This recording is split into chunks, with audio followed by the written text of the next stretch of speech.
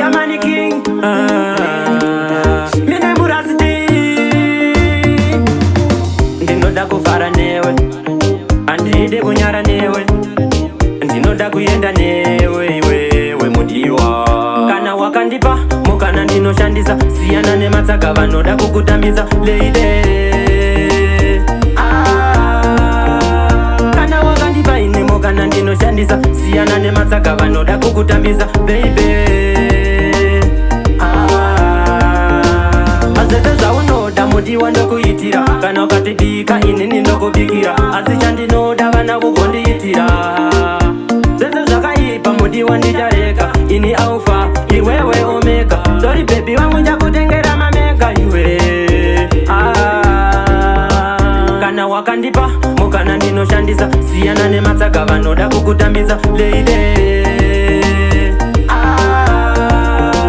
Kana wakandipa ine mukana ndinoshandisa Siyana nematsaga vanoda kukutamiza baby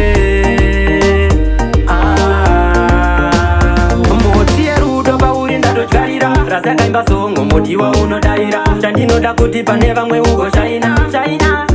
shaina Mudiwa ndinyare newe Paunoda ndichaenda newe Anokuguma ndinokura nemusere Nekuti ini handidi newe Kana wakandipa mukana ndinoshandisa Siyana nematsaga vanoda kukutamiza lady Kana wakandipa ine mukana ndinoshandisa Siyana nematsaga vanoda kukutamiza baby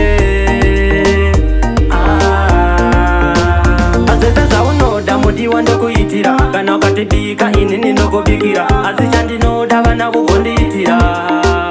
Zese zvakaipa mudiwa ndichareka Ini alpha iwewe omega Sorry baby wangu njakutengera mamega iwe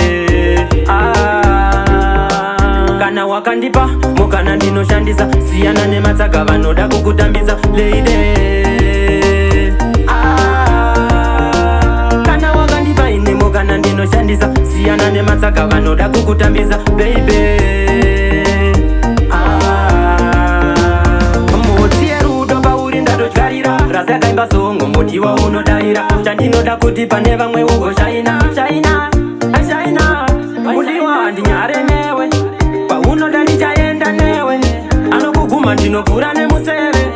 Nekuti ini handidi newe Kana wakandipa mukana ndinoshandisa Siyana nematsaga vanoda kukutamiza lady